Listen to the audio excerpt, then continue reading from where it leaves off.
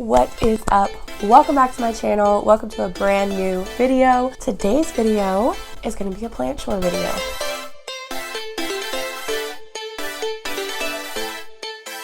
My oh my, do I have some chores to get done. Let me just tell you, okay? I have just like this ridiculous amount of plants from my grow tent surrounding me that look like absolute crap that I am about to be treating. I've already been treating now for a couple of days off camera, but there's much to be done. I also need to repot a couple things, which you're gonna see, like, it's just crazy. We'll see what we get done. I have my alcohol / unscented soap and water in this, and then I have the same exact mixture in this little tiny guy here, this little bowl. I have my brush and I have a roll of paper towels. So we're just going to get busy. The good thing, I guess, to this is that you're going to get to see a lot of plants that, maybe you haven't seen in a while. But the bad side is that there's a lot of plants that really just look terrible because I should have got to this much sooner than I did. I should have been doing this a long time ago. I started to see some issues with some of my plants in my grow tent probably about a month ago. And I initially thought it was a bacterial issue. So I went to treat my plants for fungal bacterial stuff, and I discovered that it was in fact not bacterial, but of course, dun dun dun, a massive, horrendous spider mite attack again. So this is my life, this is what it is, this is what happens, and this is what happens whenever you let a pest outbreak go for way too long without treating it. So I'm basically treating everything in my tent. I'm wiping everything down. I don't know how much you guys are going to see of that in this video because I've done spider mite treatment videos before, but we're just going to do a few plants on camera, and then I'm probably going to do a few other chore like things over this next week on camera and add it into this video. And that's that. So on my table right now, I have this is so sad, like, please don't judge me. I'm already embarrassed and I feel really, really crappy about what has happened to some of these plants. And I didn't initially want to share it at all because it's embarrassing to me. Like, I never used to let it get this far. And it's completely my fault, like, shame on me. I decided, you know what, this is real life and sometimes it happens, so we might as well just tackle it together. My philodendron verrucosum. It is a different type of verrucosum. It's a darker leaf form, darker leaf variety. I can't remember exactly. Let's see, is the name on the pot? It is not. This was the newest leaf, and then we have another new leaf unfurling here, and then there's a growth point here. So these new leaves are 100% going to be all kinds of jacked up if I don't get this taken care of. And also, you guys, because these are bad, I have to remove them. As you can see, it's going to be very leggy and bare, all except for at the tippy top. So I think I'm going to cut this, chop it down as well. I think that's kind of necessary at this point. So let's just get busy, I guess. I actually have both of my verrucosums here, so you can see kind of like the difference in the two.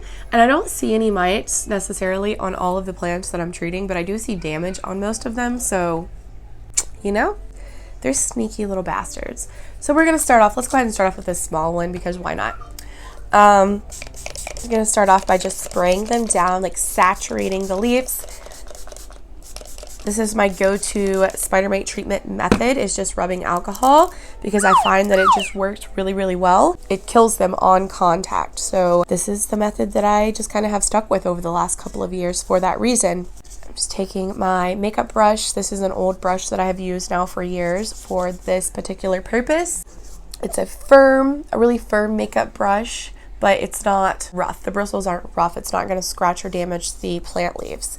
So it's perfect. You want to go over it in a circular motion. It's so satisfying, you guys, seeing the suds kind of like bubble up on the leaf as you are swirling the brush around. Like, it's very satisfying to me, just knowing that all of the little bastards that are causing damage to my plants are dying, like, immediately.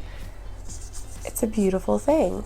And I will say, I haven't really had any issues in regards of damage to any of my plants, even calatheas, when using rubbing alcohol, but it's honestly all about making sure you dilute it correctly. I don't use specific measurements, I just kind of eyeball it. But I know if you use a high percentage of isopropyl alcohol and you don't dilute it enough with water, it can probably give you some issues. It's not going to kill your plant, but you might notice some damage on some of the foliage. Now, the only issues that I have had in the past when using rubbing alcohol, like I said, is just whenever I maybe didn't dilute it quite enough, only on the new leaves, the leaves that are in the process of unfurling or have recently unfurled and haven't hardened off yet. So I have gotten some damage, some crisping and things like that on new foliage, but honestly, it is what it is. It's kind of like a risk that you take, because if you've had spider mites, you know, they do tend to really like to burrow down in those new leaves. Like when they're still curled up, they'll go in, kind of start webbing around. For whatever reason, they really love new leaves. So this guy is done. I'm going to set him to the side. On to this little one. Yeah, they really like to burrow down into the new foliage, so it's really important that you do get in there really well. And once that new leaf unfurls, it's important that you go back and treat that new leaf as well, because they'll be hiding in there. They'll trick you, okay? All right, I seem to have lost my scissors, of course, so I need to find them. BRB, this is my life. Got my scissors. There's no need to spray. Well, actually, you know what? I'm gonna spray these leaves that I'm just gonna be throwing in the compost, just because I don't want the spider mites to jump off onto any other plants, you know? But typically I'll just throw all of the leaves that I'm removing. I will cut them off, put them in a bag, tie them up, and throw them in the garbage. Definitely don't want to leave them laying near any other plants, because if there's mites on them, they can obviously infest plants that are sitting close by. So now I'm just cleaning the remaining leaf before I give it a good chop. Going down the petiole. I am going to go ahead and spray this new leaf. It looks like it's already a little bit janky, a little bit jacked up. That's what happens. And I'm going to have to go back behind myself, like I said, in a few days or a week, and clean all of the new leaves that are right now still rolled up, because most of these plants that I'm treating do have new leaves coming in, actually. All right, we're going to chop this varicosum, which breaks my heart, but it's not going to look cute if I don't, so it's just leggy, you know? I kind of don't feel like I have a choice, so I'm going to chop it down here and give myself couple nodes to work with right here. I'm going to put this in sphagnum moss. I just got a brand new fresh brick of my favorite New Zealand spag. I will insert a picture of it here on the screen. Hell, maybe y'all will even see me putting this in the moss. But so there's that cutting, and I'm going to take one more right here. I no longer need this stick in here. I'm going to throw this in a prop bag. And I'm going to leave this be to hopefully push out a new growth point somewhere on this stem, because the roots on this are healthy. It's fine. So we'll see what happens with this. And that's that, you guys. I'm going to set these to the side. Here we have my philodendron billitii. This is a very, very slow grower in my experience. Beautiful plant. Love the plant, but it is definitely slow growing. It only puts out a new leaf about once every 3 to 4 months, probably. Really only probably like 2 times a year. It's very, very slow. So we're going to go ahead and saturate him. And another thing, these billitiis are super duper hardy plants. They're very thick leafed, almost succulent. Like the leaves are very thick and the petioles are also super thick. Okay, super thick. So these are honestly pretty pest resistant, but I mean, I'm obviously going to go ahead and treat it because I don't want it to have spider mites. But I don't ever really notice any damage. I really don't even notice spider mites on these. I don't think they like the billitiis that much. But it's just like a precautionary measure. But anyways, yeah, I never get damage on my billitii from spider mites ever, which is good. So even though it's a very slow grower, I still love it. I'm still going to always, you know, keep this plant and stuff for that reason, I guess, because they're very hardy and resilient and just tough plants. Front of the leaf, back of the leaf, get in the lobes really, really well, because spider mites love, love, love to have babies in between the lobes of the leaves and all up and down the back. Any nooks and crannies, they really like to web up and put little eggs in there, little spider mite eggs. guy's really thirsty, so I really need to give him a good water when I'm done.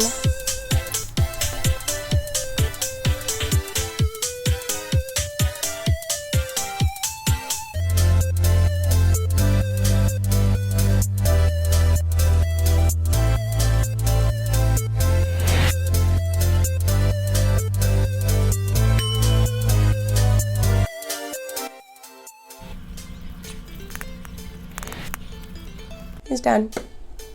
All soapy and wet. Oh no, I just spilled him too. Great, love that.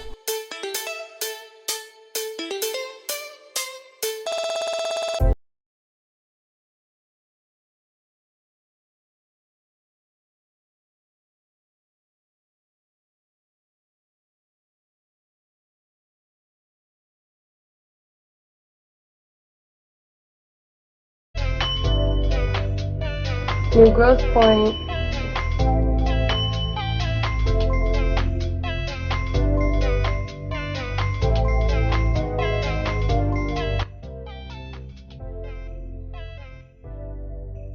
El Choco Red, and look, he is pushing out a brand new growth point right here. I don't see any damage on him, thankfully, but I do know that the El Chacos are pretty prone to mites, so we are going to treat him.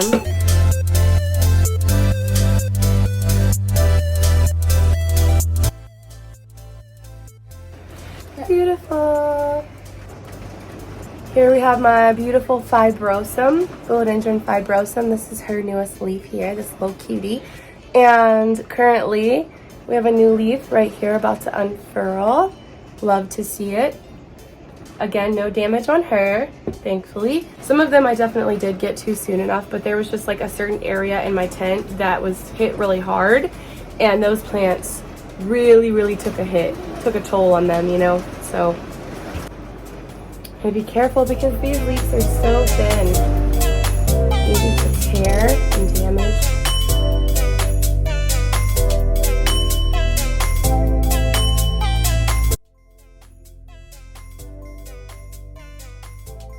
I know that I said that you do need to treat the new leaves, but I'm actually, because there's so many amazing new leaves coming in, I'm actually trying to avoid the new leaves that haven't unfurled yet, just right now, so they can hopefully come in, especially on the plants that aren't showing signs of damage and I don't see any mites on.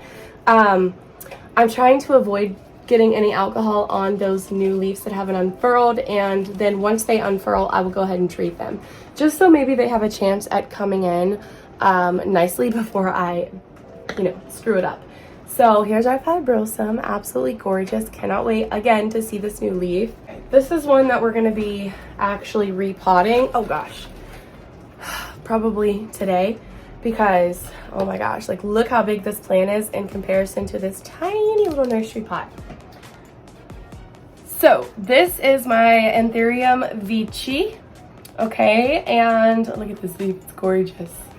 But this here, I'm pretty sure, was his newest leaf that he just gave me a couple weeks ago. So really exciting stuff. I mean, it's just such a beautiful plant. I am obsessed. But it's so top heavy, like, it's crazy. I have to get this guy repotted ASAP, like, look. And when I water, it's, like, obviously not doing anything because it's so root bound. Like, this pot is just completely filled with roots. So I don't even know how to get this to stand up straight to treat it, to be honest with you. God. It doesn't work. I gotta do something. I gotta repot this before I can treat it, you guys. Holy crap. I don't have my mic in right now. I could plug in my charger because my phone is dying. So I'm probably gonna be speeding up a lot of this when I'm not talking, but this is my variegated giganteum.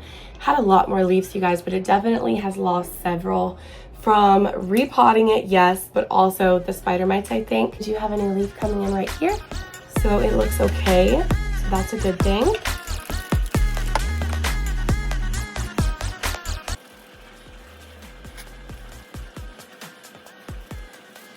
Most of these plants are really thirsty as well, so I purposely kind of let them dry out for this because some of the fluids do get down in the pot, obviously.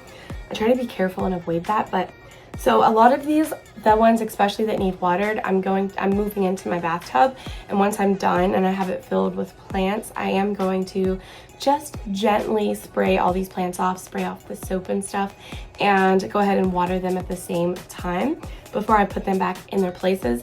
And I'm also doing this to keep all the plants out off of the stands in my tent so that I can go in and wipe down all of the stands, the plant stands in my tent, in case there's any stragglers, any spider mites that are on the stands themselves. Okay, he's done. Look at this beautiful plant. This is my philodendron nangrel-tense. I cannot pronounce the name without looking at it. So this is an old leaf here. It was already a bit chlorotic whenever it was shipped to me. So this is normal, this is to be expected. This isn't necessarily from SpiderMites.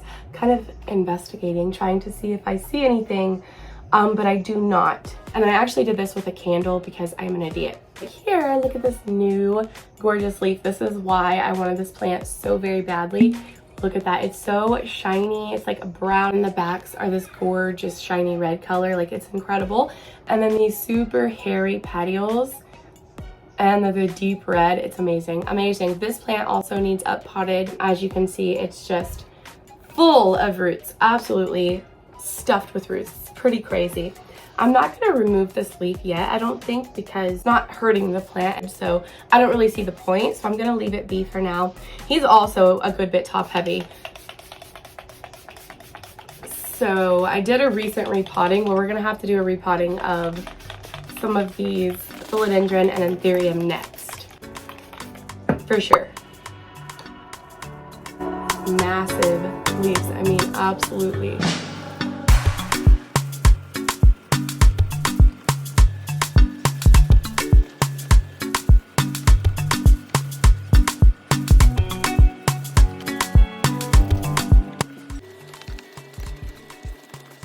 Again, I am avoiding this new leaf because it's just too gorgeous, because I don't see any mites on the plant itself, and I really don't want to mess up this leaf. It's just so perfect.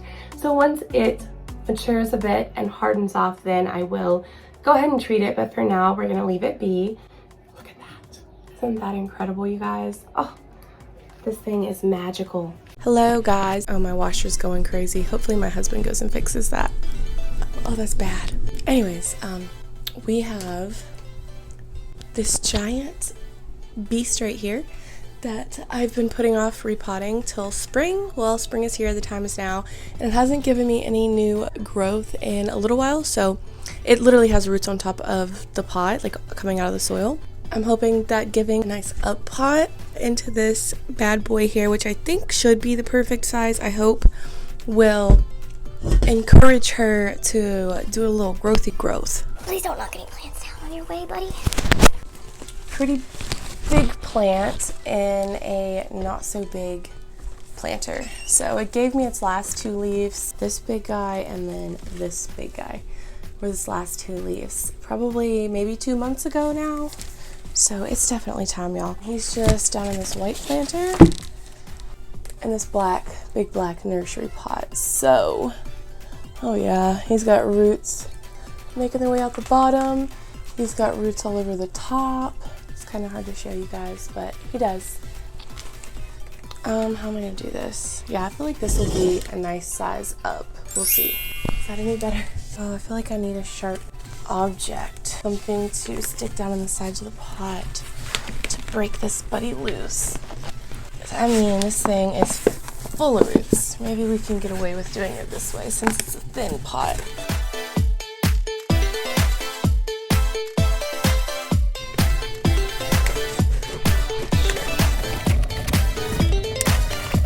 Oh yeah, that's working real nice. Cool.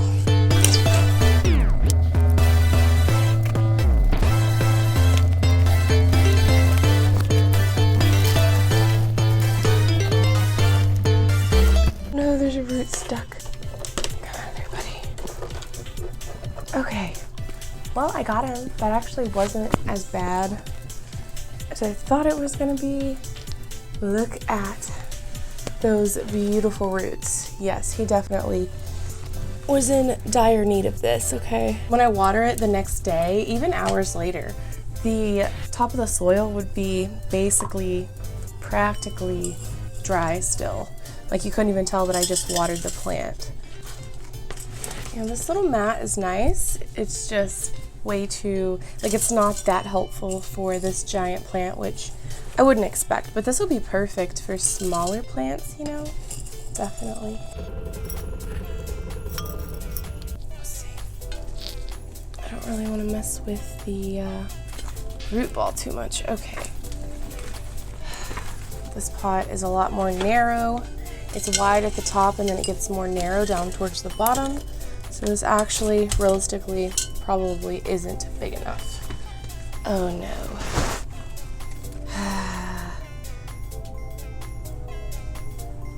That is a giant pain in the butt. Are you kidding me? Oh, no. I mean, these are some thick roots. Yeah, really, this needs to go in an even bigger pot. This really just, it's not really quite big enough. It just is very, very root bound. Poor guy. I don't know if this is going to be helpful for me because the root system of the plant is larger than the middle and base of this planter. I mean, you can see maybe it's sticking up out. The roots are still going to be not under soil. This sucks. This really sucks. I don't know what to do. I don't have a bigger planter. Damn, man.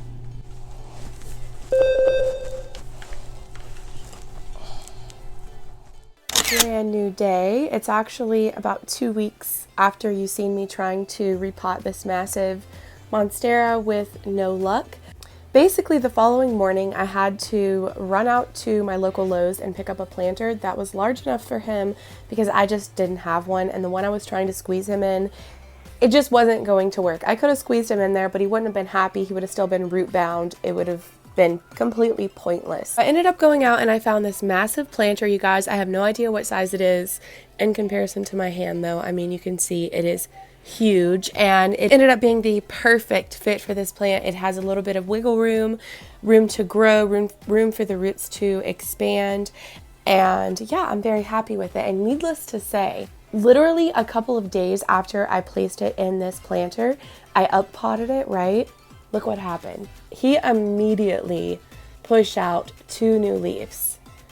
Like, look how gorgeous, immediately. So these were probably down in the petioles all along, and they just couldn't come out because the plant was too root bound. It needed more room. They just weren't gonna do it. So I was really shocked to see, literally days after moving it up a pot, this from my Monstera. It just feels like he's saying a big thank you to me.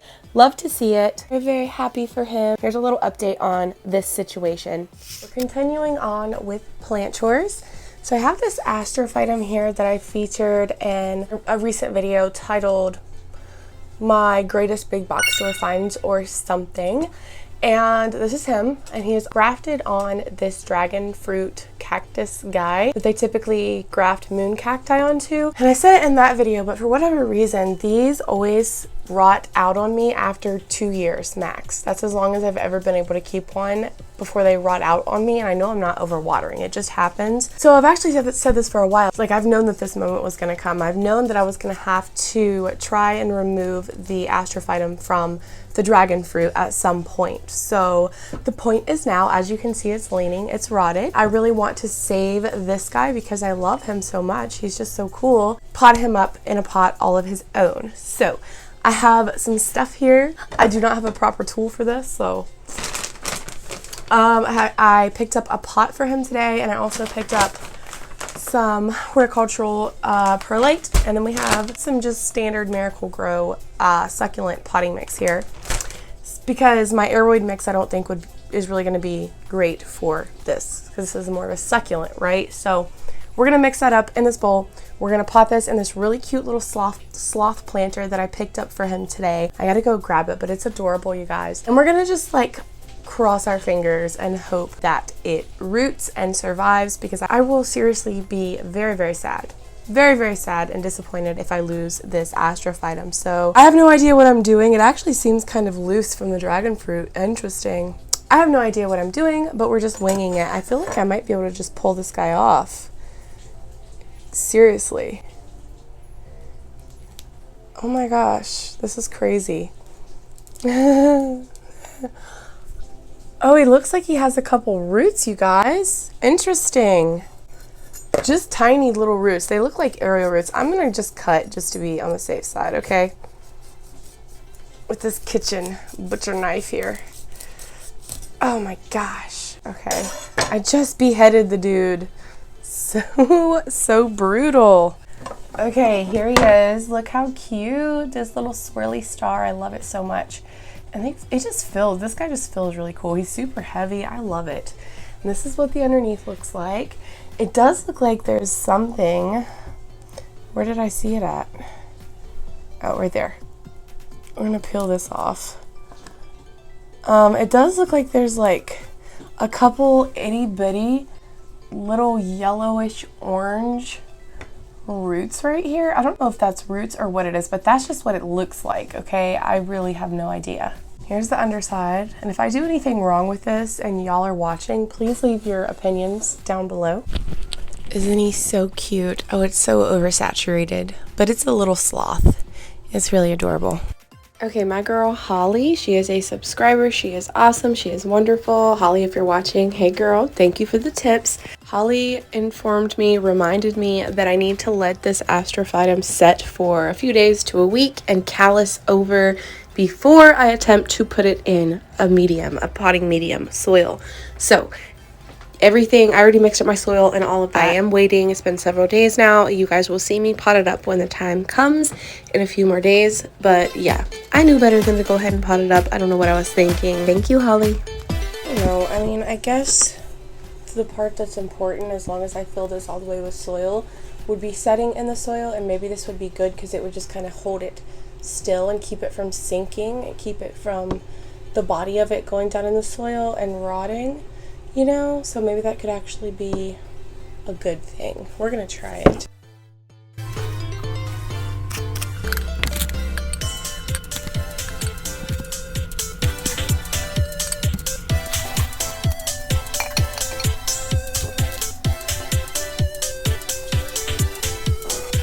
Take the little plug out of the bottom of the drainage hole so we can drain.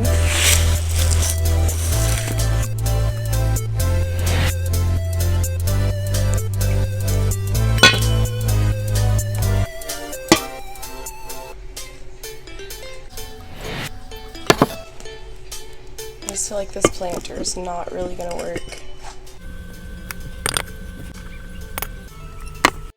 Please excuse the lawnmower in the background. There's nothing I can do, of course. But here's the Astrophytum. It's been setting here for just about a week and looks pretty well calloused over to me.